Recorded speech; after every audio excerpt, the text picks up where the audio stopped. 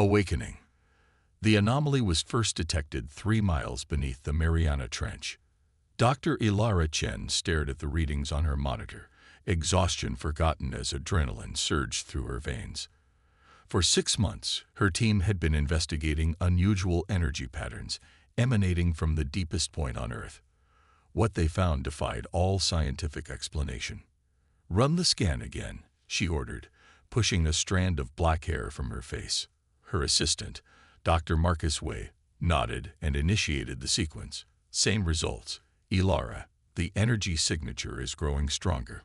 The 3D holographic display showed a perfect geometric structure embedded in Earth's crust, spanning nearly 10 kilometers in diameter. The object, if it could be called that, pulsed with energy unlike anything they had ever measured. "It's not natural," Ilara whispered, "and it's waking up." Within days, similar anomalies were reported across the globe, beneath the Antarctic ice shelf, under the Sahara, deep in the Amazon. Everywhere, strange structures were activating after what appeared to be millions of years of dormancy. The discovery might have remained a scientific curiosity if not for what happened next. They arrived on a Tuesday. The massive ship appeared without warning, materializing just beyond lunar orbit, nearly 5 kilometers long. Its obsidian surface absorbed light rather than reflected it. Smaller vessels deployed from its hangars, taking position around Earth like silent sentinels. Humanity's first contact with alien life wasn't the hopeful meeting of minds that optimists had imagined. It was a cold, calculated display of overwhelming power. Global communications networks carried the aliens' message to every device on Earth simultaneously. "People of Earth, we are the Hegemony Diplomatic Corps. Your world has activated precursor technology. This violation of galactic treaty requires immediate intervention. Cease all interference with the embedded systems. Prepare for inspection and quarantine. They're treating us like we've broken some law we didn't even know existed," General Santos said, pacing the floor of the hastily assembled United Earth Defense Council. Ilara studied the alien message again. "The precursor technology they're referring to must be the structures we found. But we didn't activate them. They activated themselves. That distinction may not matter to them," UN Secretary General Amara Okafor replied. "The question is, do we comply?" The decision was made for them when the hegemony ships began deploying what they called containment fields around major population centers. The transparent energy domes cut off cities from the outside world. Panic erupted globally. "This is an act of war," General Santos declared. Secretary Okafor shook her head. "A war we cannot win. Their technology is centuries beyond ours." Ilara had remained silent, her mind racing. "Maybe not," she said finally. "Whatever these precursor structures are, the hegemony seems afraid of them. That suggests they might be weapons or defenses. You want to activate alien technology we don't understand?" Santos asked incredulously. "I want to understand it before they take it away from us," Ilara replied. Authorization came within the hour. With the hegemony's containment fields expanding, humanity had little choice but to explore any possible advantage. Ilara's team was transported to the Mariana site by hypersonic aircraft. The underwater research station had been expanded, with tunneling machines boring toward the geometric anomaly. "We've established a physical connection," Marcus reported as they arrived. "The structure responded immediately. It's generating an interface." The interface was unlike any computer system Ilara had ever seen. Not electronic, not quantum, but something else entirely. Yet somehow, she could understand it intuitively, as if the system was adapting to her mind. "It's a key," she realized as her fingers moved across the ethereal controls. "These structures, they're not just technology. They're keys to something much bigger." As she worked, the hegemony's demands grew more threatening. Their ships began systematic destruction of military installations worldwide, demonstrating weapons that reduced hardened bunkers to ash in seconds. "We're out of time." General Santos's voice came through the communication system. "Dr. Chen, If you're going to do something, do it now. Ilara took a deep breath and pressed her palm against the pulsing center of the interface. Activate defense protocol, she said, the words coming to her mind unbidden. The ocean floor trembled. Around the world, the other structures activated simultaneously. Energy readings spiked beyond measurable limits. And then, impossibly, the moon began to change. What humanity had always known as a natural satellite revealed itself to be something else entirely. Sections of the lunar surface shifted, ancient dust falling away to reveal gleaming metal beneath. Massive structures emerged from hidden caverns. Lights that had lain dormant for millions of years flickered to life. The lunar transformation took less than an hour. When it was complete, Earth's moon had become a colossal warship, bristling with weapons beyond human comprehension. The hegemony fleet immediately broke orbit, retreating to the edge of the solar system. Their next message was notably less imperious. Attention, Earth authorities. You have activated a Class A precursor weapon platform. This action violates multiple galactic treaties. Stand down immediately or face consequences. On the research station's main display, Ilara watched as the transformed moon. No, the ship responded to her commands through the Mariana interface. Information flooded her mind. Specifications, capabilities, history. This vessel wasn't just a weapon. It was one of many, a fleet hidden throughout the solar system, disguised as natural objects.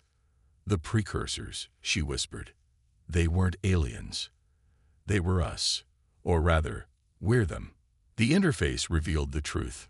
Millions of years ago, a highly advanced human civilization had fought a devastating war against an enemy they called the Void. Facing extinction, they had hidden their greatest technologies within planets and moons, encoding their genetic signature into primitive descendants who might one day reclaim their heritage. Tell the hegemony, Ilara said to General Santos, that Earth is no longer accepting their terms. We have terms of our own. The alien vessels maintained their distance. For the first time in their history, the hegemony encountered something they feared more than they coveted. As Ilara connected more deeply with the precursor systems, she understood why. The moon was just the beginning. Throughout the solar system, other celestial bodies waited to reveal their true nature. Jupiter's moons, Mars, the asteroid belt, all contained hidden vessels of a fleet designed to defend humanity against annihilation. The ship is requesting a name, Marcus said, monitoring the interface. Ilara thought for a moment. Defiance, she replied. Her name is Defiance. As if acknowledging its christening, the massive vessel moved from lunar orbit for the first time in millions of years, positioning itself between Earth and the hegemony fleet. Its weapons systems activated, targeting the alien ships with precision. The message Earth sent was simple. The children of the precursors have awakened. The quarantine has ended. Ascension. The hegemony retreated, but Ilara knew they would return. The coalition of alien species that dominated the galaxy wouldn't surrender their power easily. Humanity had weeks, perhaps months, to prepare. Learning to control Defiance was humanity's first priority. The massive vessel, once Earth's moon, responded to commands from the precursor interfaces scattered across the planet. A select group of humans displayed particular aptitude for connecting with the technology. Individuals whose genetic markers most closely matched the original precursor patterns. Ilara was among them, her mind linking effortlessly with the ancient systems. Through these connections, they learned that Defiance was more than a warship. It was a seed ship, carrying within it the knowledge and technology of their ancestors. Our understanding of physics, biology, even consciousness itself, it's all primitive compared to what the precursors knew, she explained to world leaders gathered in the newly established Unified Earth Command. They didn't just build ships. They grew them from the very fabric of reality. The transformation of humanity was swift and profound. Medical breakthroughs eradicated diseases overnight. Energy production became limitless as zero-point generators came online. Global conflicts ceased as abundance replaced scarcity. But the greatest changes came in space. With Defiance as their guide, humanity awakened more vessels hidden throughout the solar system. Phobos, Mars' larger moon, revealed itself as a carrier vessel containing thousands of smaller craft. Ceres, the largest object in the asteroid belt, transformed into a massive manufacturing facility. Europa, under its icy shell, concealed an entire city ship capable of supporting billions. "We're not just finding ships," Captain Sofia Martinez observed as she walked with Ilara through Defiance's central command. "We're reclaiming our heritage." Sofia had been among the first military personnel to interface with the precursor systems. Now, as she commanded Defiance, her consciousness linked to the vast ship in ways that still amazed Ilara. "The hegemony is returning," Sofia said, gesturing to a display showing hundreds of ships approaching from multiple vectors. "Their fleet is much larger this time." Ilara nodded. "They've called in reinforcements from across their territory. This won't be a show of force. It's an extinction-level threat." The hegemony's ultimatum arrived before their fleet. Surrender all precursor technology, submit to permanent quarantine, or face annihilation. Humanity's response was unity unlike anything in its history. Nations dissolved their borders. Armies combined under a single command. Scientists shared discoveries freely. If extinction loomed, humans would face it together. 3 days before the hegemony's arrival, Ilara made a breakthrough that changed everything. Deep within Defiance's databases, she discovered the true purpose of the precursor fleet. It wasn't merely defensive. It was designed to reshape reality itself. The vessels, working in concert, could manipulate space-time at a fundamental level. They called it the Ascension Protocol, she explained to the Unified Command. "It's why the hegemony fears us so much. The precursors weren't just another spacefaring race. They were becoming something beyond physical form." General Santos frowned. "And this helps us how exactly?" "Because the protocol is still intact," Ilara replied. "We can complete what our ancestors began." The plan was audacious. As the hegemony fleet approached, humanity would activate not just their ship's weapons, but the Ascension Protocol itself. The risk was immeasurable. The process had never been completed. But facing certain destruction, the choice was made. The hegemony arrived with overwhelming force. Over 2,000 warships surrounded the solar system, their weapons primed. Their final message was brief: surrender or perish. Humanity's answer came in the form of light. Defiance fired first, its main weapon cutting through 3 hegemony dreadnoughts as if they were paper. The battle erupted across the solar system as vessels on both sides engaged. Human ships, though outnumbered, displayed capabilities that shocked the hegemony forces. Weapons that bent space-time, shields that existed partially in other dimensions, engines that moved through reality rather than within it. But the true plan unfolded behind this furious exchange of fire. At precisely calculated positions throughout the solar system, 7 major precursor vessels, including Defiance, activated the Ascension Protocol. Energy coursed between them, forming a lattice of light that encompassed the entire system. Aboard the hegemony command ship, High Admiral Xorla watched in growing horror as sensors reported impossible readings. "What are they doing?" she demanded. Her science officer's voice trembled. "They're changing the fundamental constants of space-time within their system. They're removing themselves from our universe." The protocol reached its crescendo. The lattice of energy contracted, then expanded in a silent flash that momentarily outshone the sun. When it faded, the solar system remained, but changed. Earth still orbited its star.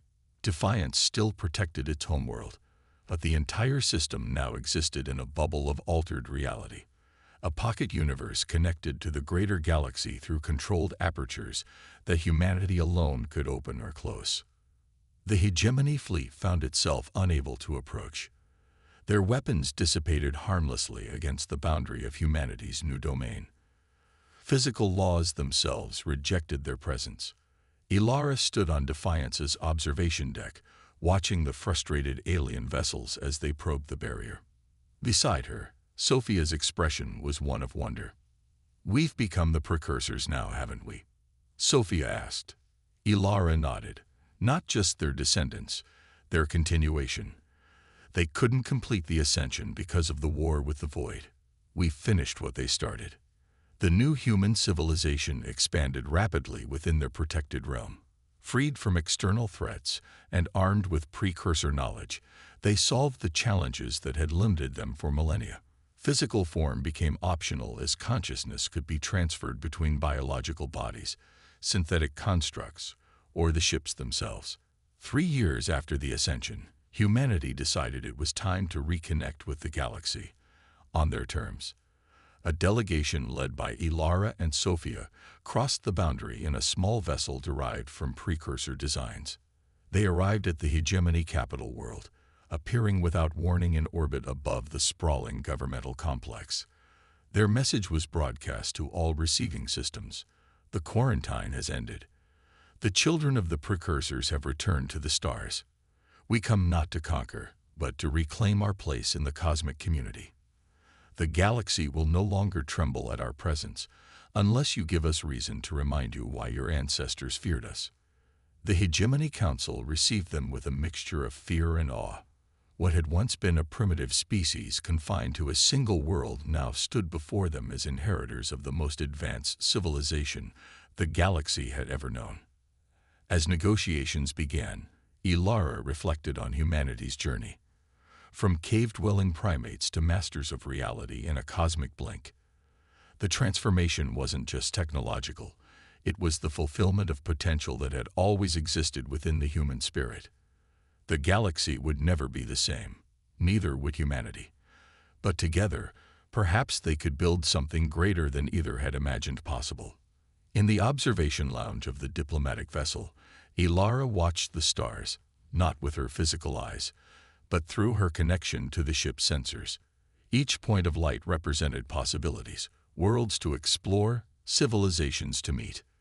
Was it worth it? Sophia asked, her consciousness momentarily taking physical form beside Ilara. Ilara smiled. "Ask me in a million years." The ship adjusted its course, heading toward new horizons. Humanity's story wasn't ending. It was only beginning.